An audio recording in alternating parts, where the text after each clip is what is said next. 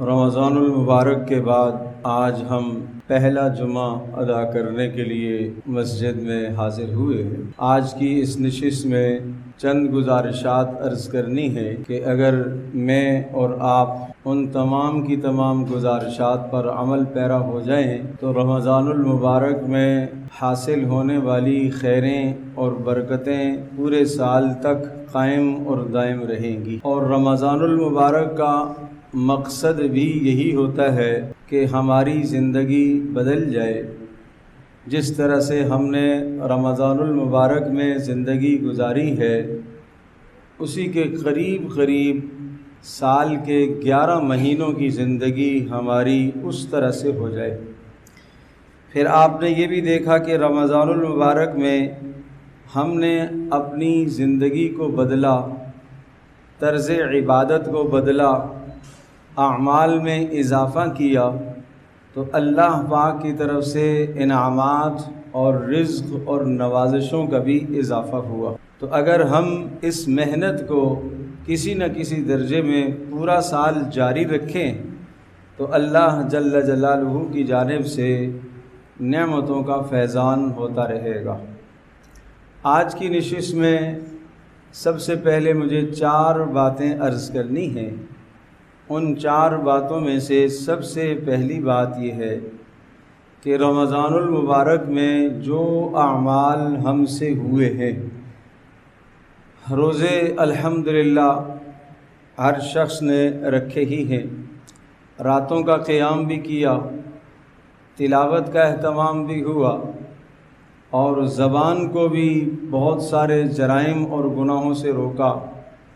غرض یہ کہ اپنے اعمال ہیں تو بہت تھوڑے، بہت کم ہیں، اعمال کا حق نہیں ادا ہو سکا، مگر اس کے باوجود بھی ہمارے ذمے لازم ہے کہ جو اعمال ہوئے ان اعمال پر اللہ تبارک و تعالیٰ کا شکر ادا کریں۔ جب بھی مسجد میں تشریف لائیں اور نماز ادا کریں اور تلاوت کریں، اور آپ سمجھ رہے ہیں کہ یہ تلاوت رمضان کے بعد سے تسلسل سے اب تک چل رہی ہے تو ساتھ ساتھ یہ بھی کہہ دیا جائے اے اللہ تیرا شکر ہے۔ نماز کا تسلسل چل رہا ہے، اب تک کوئی نماز نہیں چھوٹی تو کہہ دیا جائے اے اللہ تیرا شکر ہے۔ اس لیے کہ اللہ تبارک و تعالیٰ کے یہاں کا اصول اور ضابطہ ہے لَإِن شَكَرْتُمْ لَأَزِيدَنَّكُمْ، اگر تم شکر کرتے رہو گے تو میں نعمتوں میں اضافہ کرتا رہوں گا۔ عمل کی توفیق ایک نعمت ہے، اس نعمت میں اللہ اضافہ کرے گا۔ نعمت صرف مال نہیں ہے، نعمت صرف صحت نہیں ہے، اور نعمت صرف دنیا کی چیزیں نہیں ہیں، بلکہ اعمال جو آخرت کا ذخیرہ ہیں یہ سب سے بڑی نعمت ہے۔ تو ایک تو عرض یہ ہے کہ جو اعمال اللہ جل جلالہ کی توفیق سے ہوئے ہیں ان اعمال پر اللہ کا شکر ادا کریں۔ نمبر 2، اپنے نفس کا محاسبہ کیجئے، احتساب کیجئے کہ رمضان المبارک میں نے کیا کیا اعمال کیے، کیا کیا کوتاہیاں کی۔ اس کے لیے کوئی گھنٹوں کی ضرورت نہیں ہے، 5 منٹ بیٹھ کر آدمی سوچ سکتا ہے کہ رمضان کی میری زندگی کس طرح سے تھی، کیسی ہونی چاہیے تھی، جو رمضان المبارک میں کمی ہوئی ہے، جو کوتاہی ہوئی ہے، اگر میں اور آپ اس کمی پر، اس کوتاہی پر دل سے نادم اور شرمندہ ہو جائیں، توبہ کر لیں، استغفار کر لیں، تو یہ بات طے شدہ ہے کہ اللہ تبارک و تعالیٰ کے یہاں شاید عمل کر کے وہ مقام نہ مل سکتا جو مقام استغفار اور توبہ سے حاصل ہو جائے گا۔ اس دین میں مایوسی اور محرومی کی بات بالکل نہیں۔ آدمی عمل کرے اور محروم ہو جائے، مایوس ہو جائے، اللہ تبارک و تعالیٰ کے ہاں یہ نہیں ہے۔ اس لیے اپنا محاسبہ کر لیجئے کہ جو اعمال میں نے کیے ہیں ان اعمال میں کس حد تک اخلاص تھا، کس حد تک کمزوری ہے، اور اس کمزوری کی وجہ تلاش کیجئے وہ کیوں کمزوری ہے۔ یہ دوسرا کام کرنے کا ہے۔ تیسرا کام یہ ہے کہ اپنی اپنی نیکیوں کی حفاظت کیجیے۔ جو رمضان میں نیکیاں کمائی ہیں اور بھرپور نیکیاں حاصل کی ہیں، یہ نیکیاں بہت جلدی ضائع ہو جاتی ہیں۔ یہ نیکیاں غیبت سے ضائع ہو جائیں گی، یہ نیکیاں چغل خوری سے ضائع ہو جائیں گی، یہ نیکیاں کسی دوسرے کو تکلیف دینے سے ضائع ہو جائیں گی۔ تو تیسرا کام ہے اپنی نیکیوں کی بھرپور حفاظت کیجیے۔ اور چوتھا کام ہے صبر۔ روزہ سکھاتا ہی صبر ہے۔ ایک لمحے میں زبان میں ایک بات آئی اور جی میں آیا کہ میں یہ لفظ بولوں، جیسے رمضان میں آپ کہتے تھے اگر کوئی الجھتا تھا تو آپ کہتے تھے میرا روزہ ہے، اگر کوئی گالی دیتا تھا تو آپ کہتے تھے میرا روزہ ہے، اگر کوئی آپ کے ساتھ بدتمیزی کرتا تھا تو آپ کہتے تھے اور آپ کو یہ حکم تھا کہ آپ یہ کہیے کہ میرا روزہ ہے۔ آپ اس صفت کو برقرار رکھیے۔ اب اگر آپ سے کوئی الجھے اور آپ سے کوئی بحث مباحثہ کرے، آپ کہیں بھئی میں اپنی نیکیاں ضائع نہیں کر سکتا۔ امام غزالی رحمۃ اللہ علیہ نے بڑی پیاری بات ارشاد فرمائی، اگر آپ کے ساتھ کوئی الجھتا ہے، بہت اہم بات ہے، آپ کے ساتھ اگر کوئی الجھتا ہے یا آپ کے دل میں کسی کی غیبت کا خیال پیدا ہوا کہ میں آج اس کی یہ غیبت کر رہا ہوں، دل میں بات آئی کہ یہ بات مجھے بولنی چاہیے، غرض یہ کہ کسی کے خلاف کوئی بھی اقدام کرنے کو اندر سے جب جذبہ اٹھتا ہے تو آپ پہلے سوچیں کہ یہ جس آدمی کے خلاف میں بولنے لگا ہوں یا جس آدمی کے خلاف میں الجھاوا کرنے لگا ہوں، یہ مجھ سے بڑا ہے یا چھوٹا ہے۔ اگر آپ سے عمر میں بڑا ہے تو آپ یہ تصور کریں کہ وہ تو مجھ سے اچھا ہے، کیوں؟ اس کی نمازیں زیادہ ہیں، اس کی نیکیاں زیادہ ہیں، اس کی تلاوتیں زیادہ ہیں، اس کے اعمال زیادہ ہیں، وہ تو مجھ سے اچھا ہے۔ جب وہ مجھ سے اچھا ہے تو پھر میں اپنے سے اچھے آدمی کی غیبت کیوں کروں؟ اپنے سے اچھے آدمی کے ساتھ الجھاوا کیوں کروں؟ اپنے سے اچھے آدمی کے ساتھ میں بدتمیزی کیوں کروں؟ اور اگر وہ شخص آپ سے عمر میں چھوٹا ہے، عمر میں چھوٹا ہے، کوئی بھی ہو، پڑوسی ہے، عزیز ہے، رشتہ دار ہے، بھائی ہے، عمر میں چھوٹا ہے، تو کیا خیال کریں؟ آپ یہ خیال کریں کہ اس کے تو گناہ تھوڑے ہیں، یہ تو مجھ سے اچھا ہے۔ آدمی کسی کی برائی کب کرتا ہے؟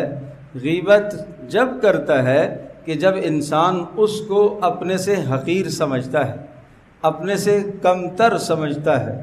تو یہاں جو فارمولہ سمجھایا، اس فارمولے میں تو ہر ایک کو اپنے سے اچھا سمجھا جا رہا ہے۔ جب انسان ہر ایک کو اپنے سے اچھا سمجھے تو پھر تو غیبت کا تصور ہی ختم ہو گیا، پھر تو غیبت کا خیال ہی نہ رہا۔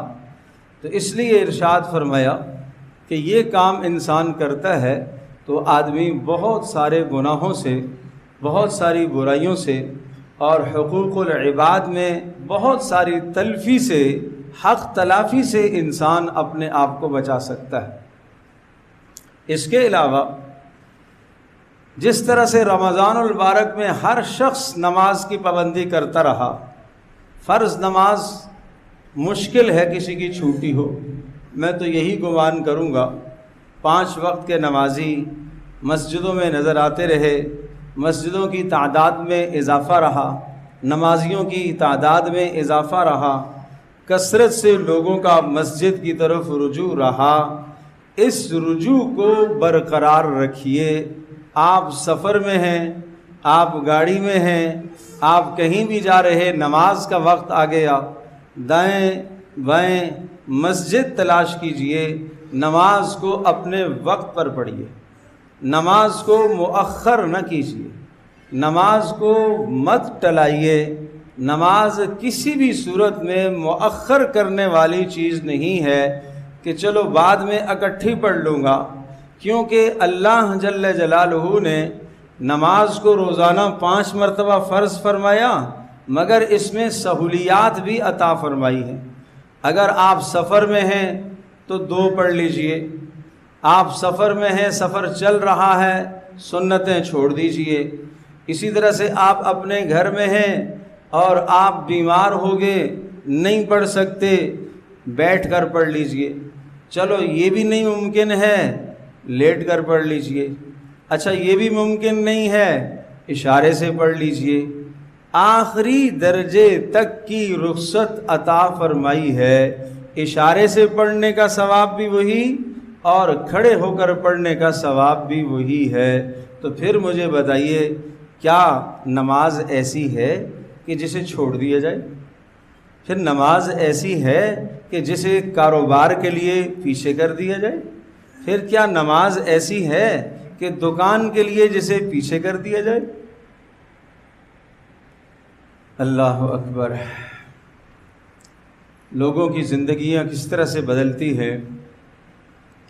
شیخ عطار رحمۃ اللہ علیہ کی دکان پر ایک شخص آیا اور اس نے آ کر ان کو نماز کی دعوت دی، نماز پڑھ لیجئے۔ تو انہوں نے فرمایا کہ بھائی میرے پاس وقت نہیں، پہلی زندگی اچھی نہیں تھی، انہوں نے کہا میرے پاس وقت نہیں ہے۔ تو وہ صاحب جو آنے والے تھے انہوں نے عجیب انداز سے سمجھایا۔ کوئی آدمی زبان سے سمجھتا ہے، کوئی آدمی عمل سے سمجھتا ہے۔ تو انہوں نے دکان کے اندر داخل ہو کر ایسے دائیں بائیں جھانکنا شروع کیا، اچھی طرح سے، جیسے کوئی آدمی کوئی چیز تلاش کر رہا ہوتا ہے۔ تو انہوں نے پوچھا کہ آپ کیا تلاش کر رہے؟ تو کہنے لگے کہ میں تلاش کر رہا ہوں کہیں آپ نے قضائے حاجت کہاں کی ہے؟ قضائے حاجت آپ نے کہاں کی ہے؟ ضرورت سے آپ کہاں فارغ ہوئے ہیں؟ انہوں نے کہا پاگل ہو گئے ہو، بھلا دکان کے اندر بھی کوئی آدمی قضائے حاجت کرتا ہے؟ یہاں پیشاب اور پاخانہ کرنے کی کوئی جگہ ہے؟ کہا آپ نے جو کہا کہ میرے پاس وقت ہی نہیں ہے نماز پڑھنے کا، تو ظاہر ہے قضائے حاجت کے لیے تو باہر جانا ہوتا ہے، آپ کے پاس تو وقت نہیں ہے، یہیں کہیں آپ فارغ ہوئے ہوں گے، میں یہ دیکھنا چاہ رہا ہوں۔ تو اس کو سمجھانا یہ تھا کہ جب قضائے حاجت کے لیے آپ کے پاس وقت نکل سکتا ہے تو نماز کے لیے وقت کیوں نہیں نکل سکتا؟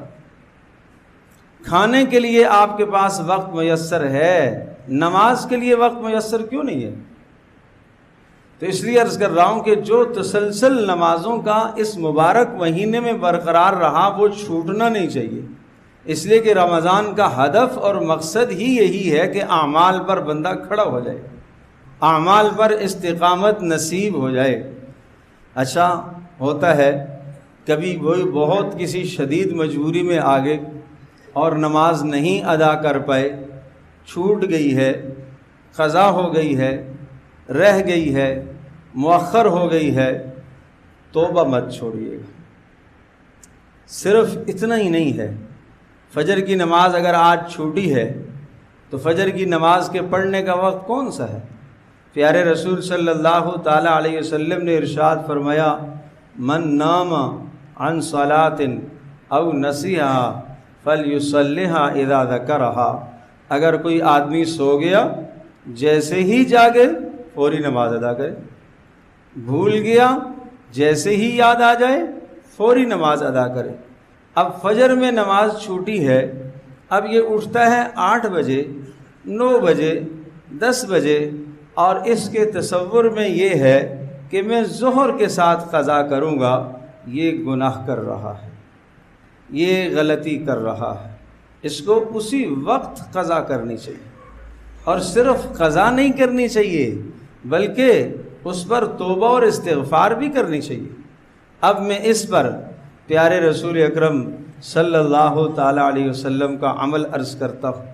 رسول اللہ صلی اللہ تعالیٰ علیہ وسلم ایک سفر میں تھے۔ دوران سفر رات کے آخری حصے میں آپ نے ایک جگہ پر پڑاؤ کیا اور آپ رکے۔ حضرت بلال رضی اللہ تعالیٰ عنہ سے آپ نے ارشاد فرمایا، بلال نماز کی حفاظت کرنا، یعنی صبح صادق جب ہو جائے تو ہمیں اٹھا دینا۔ سفر کا معمول یہ ہوتا تھا کہ رات کے آخری حصے میں تھوڑا سا استراحت اور آرام کر لیا کرتے تھے اور فجر کی نماز ادا کر کے پھر سفر شروع فرما دیا کرتے تھے۔ حضرت بلال رضی اللہ تعالیٰ عنہ ایسے ٹیک لگا کے بیٹھ گئے، جس طرف سے سورج طلوع ہوتا ہے اس طرف دیکھتے رہے کہ جیسے ہی مجھے اندازہ ہوگا کہ صبح صادق ہو گئی تو میں اذان دوں اور رسول پاک صلی اللہ علیہ وسلم کو نماز کے لیے جگاؤں۔ مگر اللہ تبارک تعالیٰ نے قضاء کے احکام کو بیان کرنا تھا، اللہ نے سب پر نیند طاری کر دی۔ حضرت بلال رضی اللہ تعالیٰ عنہ بھی نہیں اٹھے۔ جب دھوپ چڑھ آئی اور سورج کی تپش محسوس ہوئی تو رسول پاک صلی اللہ علیہ وسلم بیدار ہوئے۔ انا للہ و انا الیہ راجعون، یہ انا للہ آپ کا حضرت عمر رضی اللہ تعالیٰ عنہ سنا، وہ بھی بیدار ہوئے، انا للہ و انا الیہ راجعون۔ یہ لفظ کیا بتا رہا ہے؟ ندامت۔ انا للہ و انا الیہ راجعون، ترک نماز پر کیا ہے؟ ندامت۔ یہ سبق سکھایا نا کہ اگر ایسا معاملہ ہو جائے، ندامت۔ یہ نہیں کیا کہ چلو بھائی لاؤ ناشتہ پہلے کر لیتے ہیں پھر پڑھ لیں گے، نہیں، آپ نے فرمایا فوری اٹھو یہاں سے، نکلو یہاں سے۔ بلال سے پوچھا، بلال تو نے کیا کہا تھا؟ کہ اللہ کے رسول، جس ذات نے آپ کو سلا دیا مجھے بھی سلا دیا۔ آپ نے ان کو ڈانٹا جھڑکا نہیں، آپ نے کہا نکلو یہاں سے، اس جگہ میں خیر نہیں ہے۔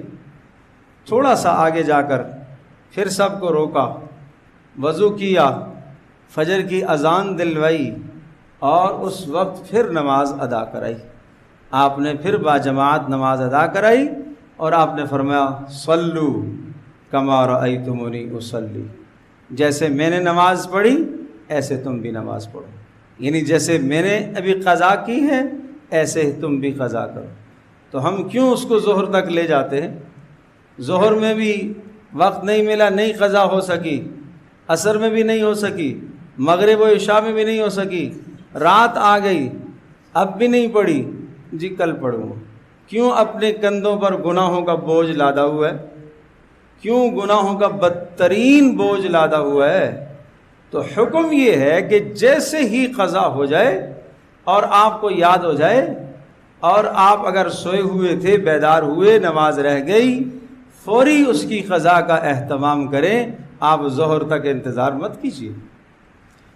اسی طرح سے جو تلاوت اس مقدس اور مبارک مہینے میں تلاوت کا معمول اور اہتمام رہا، وہ اہتمام کسی نہ کسی درجے میں جاری رہے۔ مانا رمضانوں میں آپ کے پاس فرصت تھی، وقت تھا، ایک ایک پارہ آپ تلاوت کرتے تھے۔ آپ اس زمانے میں رمضان کے بعد مشغولیات اور مصروفیات کے ساتھ ایک پارہ آپ یومیہ نہیں پڑھ سکتے۔ میں آپ کو ایک پارے کا نہیں کہتا، میں آپ کو 2 پاروں کا نہیں کہتا، میں آپ سے آدھے پارے کا نہیں کہتا، میں آپ سے یہ درخواست کروں گا آپ ہر نماز کے ساتھ صرف ایک رکوع تلاوت کریں، قرآن کریم کھول کر، قرآن کریم دیکھ کر، چونکہ اس کو ہاتھ میں پکڑنا بھی ثواب، اس کو دیکھنا بھی ثواب، اس پر ہاتھ رکھنا بھی ثواب، ہر اعتبار سے خیر ہی خیر۔ اور آپ جب اس کو دیکھ رہے ہیں اس سے آپ کی نظر بھی تیز ہوگی اور اللہ تبارک و تعالیٰ کے یہاں آپ کی آنکھیں، آپ کے ہاتھ، آپ کے جسم کے سارے اعضاء آپ کے حق میں گواہ بن رہے ہیں۔ بس ایک رکوع، ایک صفحہ دیکھ کر تلاوت کر لے ہر نماز کے ساتھ، ہر نماز کے ساتھ۔ نماز سے پہلے تشریف لے آئے 5 منٹ، اور 2 رکعت نماز تحیت المسجد ادا کر لی، ظہر میں تشریف لائے سنتیں ادا کر لی، عصر میں آئے تحیت المسجد ادا کر لی، مغرب میں آئے تو چونکہ مغرب کی نماز سے پہلے نوافل نہیں ہیں، وقت ہے اذان میں 10 منٹ ہیں، 5 منٹ ہیں، آپ یہ 5 منٹ، یہ 10 منٹ، یہ کس میں صرف فرمائیں؟ تلاوت میں صرف فرمائیں۔ ہر نماز کے ساتھ کتنا بتایا میں نے؟ صرف 1 رکوع یا 1 صفحہ۔ مجھے آپ یہ بتائیں کون کون اس کی پابندی کرے گا؟ دیکھو، جب آپ بیٹھ کر پڑھیں گے اور آپ کہیں گے صبح میں آدھے پارے کی تلاوت کروں گا، شیطان اس کو کھینچے گا، اتنا لمبا وقت، اتنا لمبا وقت۔ مگر جب صرف 1 رکوع کی بات ہوگی، صرف 1 صفحے کی بات ہوگی، 3 منٹ آپ کے پاس ہیں، 4 منٹ آپ کے پاس ہیں، ان 4 منٹوں کے اندر، 5 منٹوں کے اندر سہولت کے ساتھ آرام سے آپ 1 صفحہ پڑھ لیں گے۔ اگر یہ تلاوت آج آپ کی نہ ہوئی تو بس آپ یہ سمجھ لیجئے گا آج میں نے کھانا نہیں کھایا۔ جس طرح سے کھانا نہ کھانے کی وجہ سے آج آپ بھوکے رہ گئے، جسم کو آپ نے غذا نہیں دی، جس دن آپ کی تلاوت نہ ہوئی سمجھ لیں کہ آج میں نے اپنی روح کو غذا نہیں دی۔ یہ دونوں غذائیں ضروری ہیں۔ جسم کو غذا نہ ملے کمزور ہو جاتا ہے، کئی دن نہ ملے جسم کی موت واقع ہو جاتی ہے، روح کو غذا نہ ملے روح کمزور ہو جاتی ہے، روح کو غذا کئی دن نہ ملے روح مر جاتی ہے، موت ہو جاتی ہے۔ تو کیوں ہم اپنے اوپر ظلم کریں، کیوں ہم اپنے اوپر زیادتی کریں؟ جس طرح سے ایک انسان اپنے جسم کی حفاظت کرتا ہے، بدن کی حفاظت کرتا ہے، اس کی خوراک کا خیال رکھتا ہے، اور بدن پر طاری ہونے والی بیماری اور مرض کا خیال رکھتا ہے، تو انسان کو اسی طرح سے اس کے جسم میں جو روح ہے اس روح کی غذا کا بھی خیال رکھنا چاہیے، اور روح پر طاری ہونے والی بیماری کا بھی خیال رکھنا چاہیے، علاج کرنا چاہیے۔ تو دوسری درخواست یہ ہو گئی کہ جو تلاوت کا معمول رہا اس تلاوت کے معمول کو جاری رکھیں۔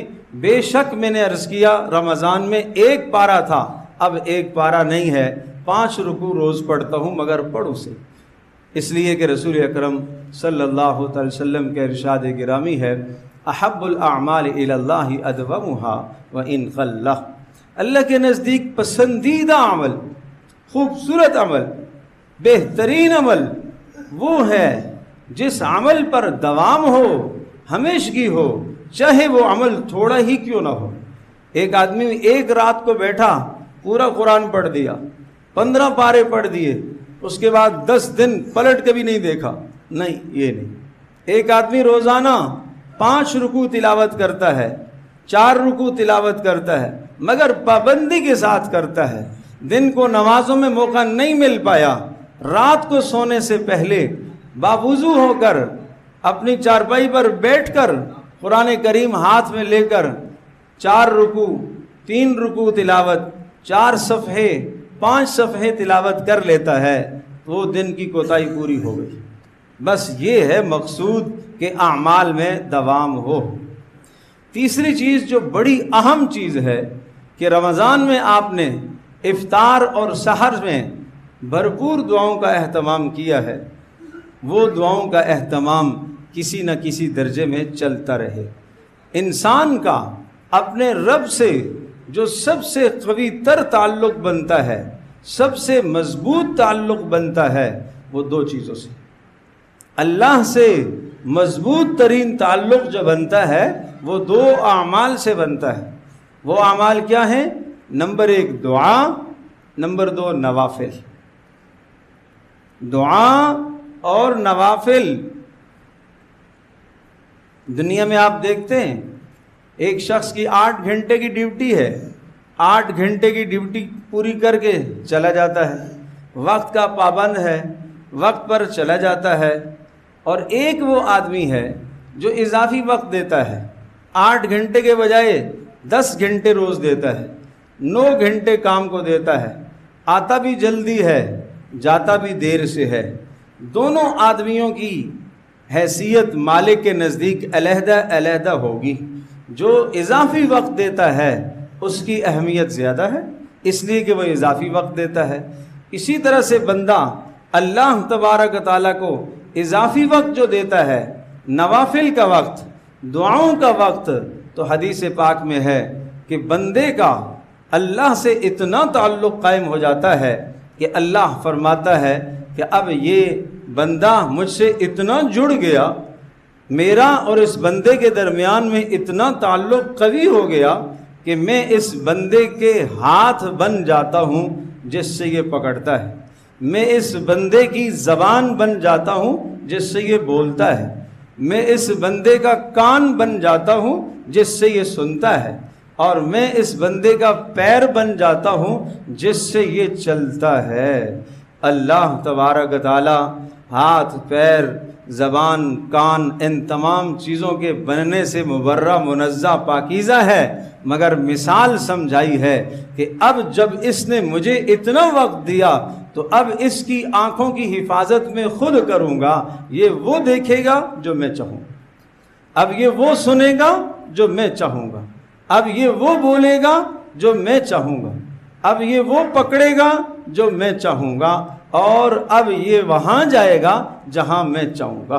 گویا کہ اب اس کے جسم کے تمام اعضاء وہ میں نے اپنے حفاظت میں لے لیے ہیں، اب اس کو میں خود گناہوں سے بچاؤں گا۔ اس سے بڑھ کر کیا سعادت ہے؟ اور یہ چیز نصیب ہوتی ہے کس سے؟ دعاؤں سے، نوافل سے، دعاؤں سے، نوافل سے، مانگنے سے، نفل نماز کے ادا کرنے سے۔ جو ہاتھ رمضان میں اٹھتے تھے، ہاتھ اٹھتے رہنے چاہیے۔ فرض نمازوں کے بعد، تہجد میں، رات سونے سے پہلے جتنا موقع ملے اپنا وقت دعاؤں میں ضرور صرف فرمائیے۔ آخری بات، عید کا دن آیا تھا، عید کے دن میں ہم سب سے ملے تھے، ہم ایک دوسروں کے گھروں میں گئے تھے، ایک دوسروں کے ساتھ بڑے اچھے مراسم ہم نے اختیار کیے تھے۔ وہ صرف ایک دن کے لیے نہیں تھا کہ بس عید کے دن ہم نے قرابت داری کر لی، عید کے دن ہم نے رشتہ داری نبھا لی، عید کے بعد واپس کھوٹ واپس آ گئی، عید کے بعد دل میں بغض پھر آ گیا، عید کے بعد دل میں نفرت پھر آ گئی۔ یہ ظلم ہے، سراسر ظلم ہے، سراسر ظلم۔ اللہ کریم ہے، وہ اپنے بندے کو معاف کر دیتا ہے، اور ہم صرف ایک دن، عید والے دن کے لیے گلے لگ جائیں اور واپس بغض کو دوبارہ پھر لے آئیں اور پھر اسی طرح سے ناراضگی کو اختیار کریں، یہ مسلمان کی شان نہیں ہے، یہ مومن کی شان نہیں ہے۔ مومن کو چاہیے، رسول اللہ صلی اللہ علیہ وسلم نے فرمایا ہرگز جائز نہیں ہے کوئی مسلمان اپنے مسلمان بھائی سے 3 دن سے زیادہ روٹھا رہے، قطعاً جائز نہیں ہے۔ اسی حال میں اگر دونوں کا انتقال ہو گیا یا دونوں میں سے کسی ایک کا انتقال ہو گیا، فرمایا دونوں جہنم میں جائے گے۔ یہ کوئی کم بات ہے؟ کیوں ہم نے اپنے اندر نفرتیں پالی ہوئی ہیں؟ کیوں ہم نے کھوٹ پالے ہوئے ہیں؟ کیوں ہم نے بغض پالے ہوئے؟ جس دل میں بغض ہوگا، جس دل میں کھوٹ ہے، جس دل میں مسلمان کی نفرت ہے، اس دل میں اللہ کی محبت نہیں آ سکتی۔ اور جو مسلمان اس سلسلے میں آگے بڑھتا ہے، پہل کرتا ہے، سبقت کرتا ہے، اللہ تبارک تعالی اپنے پیارے رسول صلی اللہ تعالی علیہ وسلم کی مبارک زبان سے یہ کہلوا چکے ہیں کہ اللہ تبارک تعالیٰ اس کو تکبر سے بری کر دے گا۔ تکبر سے بری ہو جانا یہ کوئی کم خوبی ہے، اس لیے کہ جس کے دل میں فرمایا رائی کے دانے کے برابر بھی تکبر ہوگا، اللہ پاک اس کو جنت میں نہیں داخل کرے گا۔ اپنے دلوں کو صاف رکھیں، کھوٹ کو اندر سے نکالیے، بغض کو دل سے نکالیے، نفرت کو دل سے نکالیے، اپنے دلوں میں دوسروں کو جگہ دیجیے، اپنے مسلمان بھائیوں کو، اپنے اعزاء کو، اپنے اقرباء کو غلطیاں ہوتی ہیں اور غلطیاں ہوتی رہیں گی اور ہوتی رہیں گی، مگر کیوں کسی کی کھوٹ کو، کسی کی نفرت کو پال کر کے اپنا ایمان کیوں تباہ کرتے ہیں؟ کسی کی غیبت کر کے اپنا ایمان کیوں تباہ کرتے ہیں؟ کسی کی غیبت کر کے اپنا نقصان کیوں کرتے ہیں؟ اس لیے اسلام تو ہمیں رواداری سکھاتا ہے، اسلام ہمیں غمخواری سکھاتا ہے، اسلام ہمیں دوسروں کے ساتھ ملن سازی سکھاتا ہے، اسلام ہمیں دوسروں کے ساتھ اچھا برتاؤ سکھاتا ہے۔